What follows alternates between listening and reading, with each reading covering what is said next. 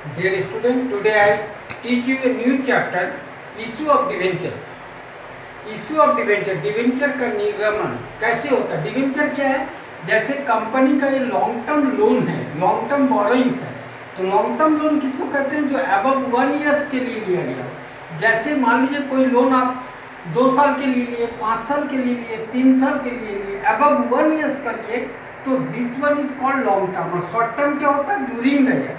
जैसे मान लीजिए आपने 6 महीने के लिए लिया, 3 महीने के लिए लिया, 5 महीने के लिए लिया, ड्यूरिंग 1 ईयर का लोन को हम लोग बोलते हैं शॉर्ट टर्म बोरोइंग। और लॉन्ग टर्म बोरोइंग क्या हुआ, जो अबव 1 ईयर्स के होता है। तो डिवेंचर क्या है, कंपनी का कैपिटल नहीं होता है, ये डिवेंचर कंपनी का लोन होता है। क्यों, क्योंकि कंपनी को जब अपना requirement of capital, share capital से फुलफिलमेंट नहीं होता है, तब कंपनी क्या करती है, डिवेंचर इशू करती है। और डिवेंचर वही कंपनी इशू करती है जो प्रॉफिट मेकिंग कंपनी है। क्योंकि जो कंपनी का मान लीजिए शेयर नहीं बिकता है, उसका डिवेंचर नहीं बिकेगा। क्योंकि कंपनी को उधार कौन देगा, जब कंपनी का गुडविल होगा। तो कंपनी का गुडविल कब होगा, जब कंपनी प्रॉफिट मेकिंग होगा, स्टेबल कंपनी होगा, तभी उसको लोन मिलेगा। तो उस अवस्था में डिवेंचर क्या है, लॉन्ग टर्म बोरोइंग है, लॉन्ग टर्म लोन है। जब कंपनी को मान लीजिए रिक्वायरमेंट ऑफ कैपिटल, आपका शेयर से फुलफिलमेंट नहीं हो रहा है, या मान लीजिए कंपनी को 5 करोड़ का जरूरत है और शेयर कैपिटल से उसको 4 ही करोड़ रुपया मिला है, उस अवस्था में कंपनी डिवेंचर इशू करती है। Debenture is not a owner of A company, but share holders is a partly owner of A company, equity share holders. तो डिवेंचर होल्डर क्या है, इसको कंपनी टर्म्स पर इशू करती है कि 5 ईयर्स के लिए, 3 ईयर्स के लिए, 2 ईयर्स के लिए, उस टाइम में उसको पेमेंट करती है। और इसको प्रॉफिट का शेयर नहीं मिलता है, इसको क्या मिलता है, ओनली इंटरेस्ट मिलता है। जैसे देखिएगा आप क्वेश्चन में पाइएगा 8% डिवेंचर्स, 10% डिवेंचर्स, इसका मतलब 10% पर एनम सालाना उसको ब्याज दिया जाएगा। ये कंपनी का लोन है, ठीक है। तो आप फिर से समझे, डिवेंचर कंपनी का लॉन्ग टर्म बोरोइंग्स है, ये लॉन्ग टर्म लोन है। और कंपनी इसका एक टाइम पीरियड के बाद इसका पेमेंट कर देता है। शेयर होल्डर्स के लिए कंपनी टाइम बार नहीं है, लेकिन इसका टाइम बार होता है कि 5 ईयर्स में देना है, 10 ईयर्स में देना है, 4 ईयर्स में देना है, वो मेंशन रहता है इश्यू के दिन ही। और उसके बाद कंपनी उसका पेमेंट करती है। तो बाद में मैं बताऊंगा रिडम्पशन ऑफ डिवेंचर में, लेकिन इश्यू ऑफ डिवेंचर का आज आपको हम जनरल एंट्रीज बता रहे हैं, ठीक है। ये डिवेंचर का चैप्टर। देखिए पहला एंट्री हुआ when debenture application money receive. जब डिवेंचर का एप्लीकेशन मनी रिसीव शेयर जैसे ही होगा कि एप्लीकेशन का पहला एप्लीकेशन का मनी पहले आ जाता है एडवांस में। तो when debenture application money receive, तो बैंक अकाउंट दिया टू डिवेंचर एप्लीकेशन अकाउंट, जैसे हम लोग करते थे बैंक अकाउंट दिया टू शेयर एप्लीकेशन, उसी के जगह होगा बैंक अकाउंट दिया to debenture application account. Second entry होगा when debenture application transfer to debenture account. तो क्या होगा, डिवेंचर एप्लीकेशन अकाउंट दिया टू डिवेंचर अकाउंट। देखिए शेयर में हम लोग लिखते थे share application to share capital, but debenture is not a capital, it is a loan, so it is debenture application account दिया टू डिवेंचर अकाउंट होगा, क्योंकि डिवेंचर लोन है, कैपिटल नहीं है, ठीक है।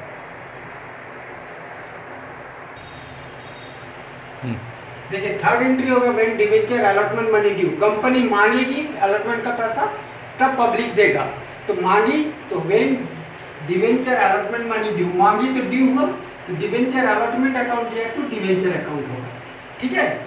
डिवेंचर का मनी ड्यू है, तो क्या एंट्री होगा, debenture allotment to debenture account. और फिर लिखे when debenture allotment money receive, जब पैसा मिल गया, मांगे कंपनी और कंपनी को पैसा मिल गया, तो बैंक अकाउंट दिया टू डिवेंचर अलॉटमेंट अकाउंट होगा। फिर से समझिए, जब डिवेंचर का अलॉटमेंट मनी ड्यू है, कंपनी मांगेगी, तो होगा डिवेंचर अलॉटमेंट अकाउंट दिया टू डिवेंचर अकाउंट। और जब कंपनी को पैसा मिल जाएगा, जब डिवेंचर होल्डर पैसा दे देगा कंपनी को, तो when eight debenture allotment money receive, तो बैंक अकाउंट दिया टू डिवेंचर अलॉटमेंट अकाउंट। हाँ देखिए, फिर होगा कंपनी फर्स्ट कॉल का पैसा मांगेगी, जिस तरह शेयर में मांगती थी। तो when first call money due, entry होगा डिवेंचर फर्स्ट कॉल अकाउंट दिया टू डिवेंचर अकाउंट। और फिर फर्स्ट कॉल का पैसा मिल गया डिवेंचर होल्डर से, तो होगा when debenture first call money receive, bank account दिया to debenture first call account. ठीक से हो गया। पहला क्या होगा, कंपनी मांगेगी फर्स्ट कॉल का पैसा, तो एंट्री होगा डिवेंचर फर्स्ट कॉल अकाउंट दिया टू डिवेंचर अकाउंट, और जब डिवेंचर होल्डर पेमेंट कर देगा कंपनी को, तो when first debenture first call money receive bank account दिया to debenture first call account होगा।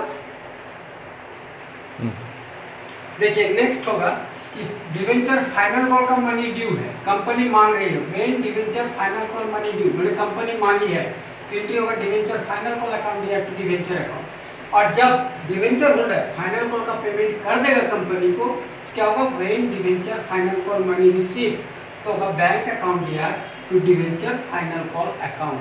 फिर से समझिए, कंपनी पहले मांगेगी तब मिलेगा, हर में ही हो रहा है, केवल एप्लीकेशन में क्या होता है कि कंपनी को एडवांस में मिल जाता है, अप्लाई कर देता है लोग, लेकिन अलॉटमेंट फर्स्ट कॉल और फाइनल कॉल में क्या होता है, कंपनी मांगती है तब डिवेंचर होल्डर पेमेंट करता है। तो वे debenture final call money due, तो कंपनी मांगी तो डिवेंचर फाइनल कॉल अकाउंट या तो डिवेंचर अकाउंट होगा, और कंपनी को जब डिवेंचर होल्डर पेमेंट करेगा तो when debenture final call money receive bank account दिया to debenture final call account.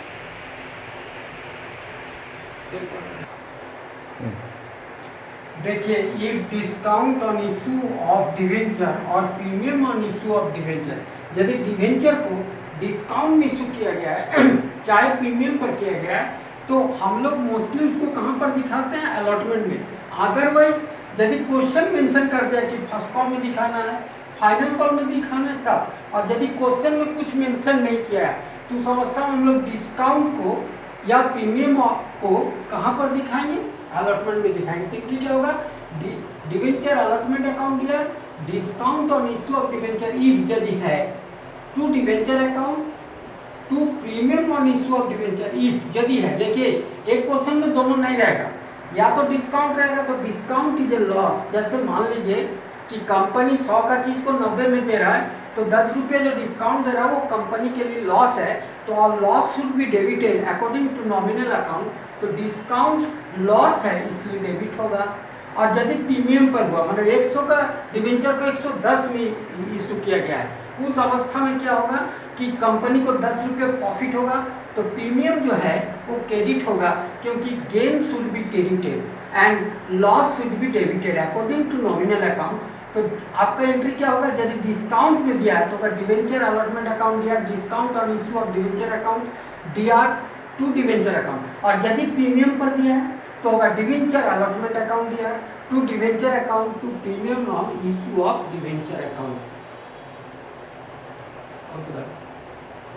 Dear student, today I only brief the issue of debentures with journal entries.